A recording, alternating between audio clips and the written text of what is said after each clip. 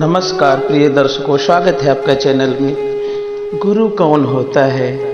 गुरु तत्व की महत्ता का व्याख्यान रूपी यह वीडियो बहुत ही उपयोगी है मित्रों हमारे जीवन में, क्योंकि गुरु का स्थान बहुत ही ऊंचा होता है। किसी विषय में हमें जिससे ज्ञान रूपी प्रकाश मिले, हमारा अज्ञान अंधकार दूर हो, उस विषय में वह हमारा गुरु है। जैसे हम किसी से मार्ग पूछते हैं और वह हमें मार्ग बता देता है, मार्ग बताने वाला हमारा गुरु हो गया। हम चाहे गुरु माने या ना माने, उससे संबंध जोड़ने की जरूरत नहीं है। विवाह के समय ब्राह्मण कन्या का संबंध वर के साथ करा देता है तो उनका उम्र भर के लिए पति पत्नी का संबंध जुड़ जाता है।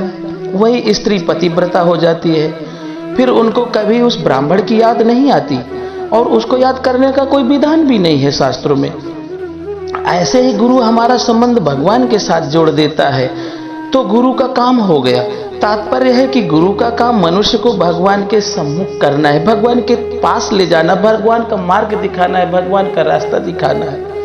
मनुष्य को अपने सम्मुख करना, अपने साथ संबंध जोड़ना, ये गुरु का काम नहीं है। इसी तरह हमारा काम भी भगवान के साथ संबंध जोड़ना है, गुरु के साथ नहीं। जैसे संसार में कोई माँ है और कोई बाप है, कोई भतीजा है, कोई भौजाई है, कोई स्त्री है, कोई पुत्र है, ऐसे ही अगर एक गुरु के साथ और संबंध जुड़ गया तो इससे क्या लाभ? पहले अनेक बंधन थे ही, अब एक बंधन और हो गया। भगवान के साथ तो हमारा संबंध सदा से ही स्वतः है, स्वाभाविक है, क्योंकि हम भगवान के सनातन अंश हैं। ममई वांशो जीवलोके जीव भूता सनातन, ईश्वर अंश जीव अविनाशी। गुरु उस भूले हुए संबंध की याद कराता है, कोई नया संबंध नहीं जोड़ता। मैं प्रायः यही पूछा करता हूं कि पहले बेटा होता है कि बाप? इसका उत्तर प्रायः यही मिलता है कि पहले बाप होता है, परंतु अगर वास्तव में देखा जाए तो पहले बेटा होता है, फिर बाप होता है।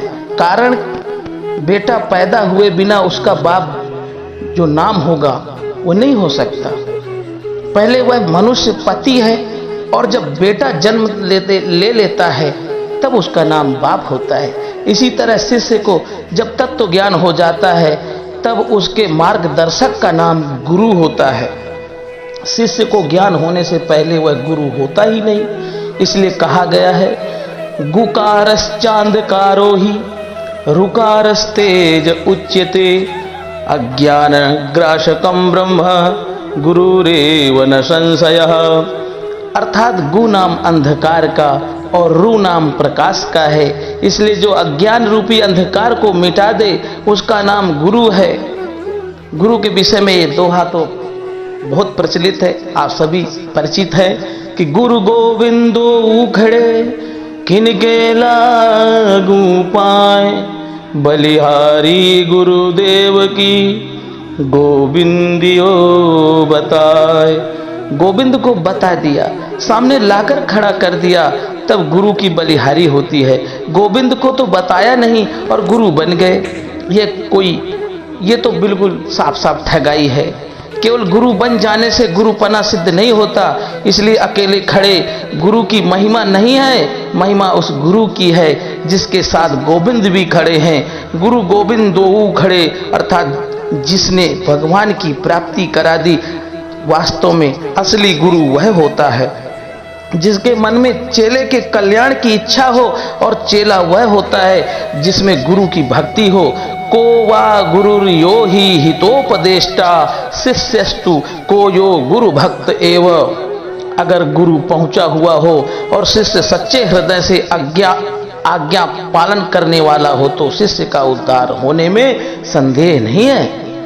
पारस केरा गुण किसा पलटा नहीं लोहा, कह तो निज पारस नहीं कह बिच रहा बिछोहा।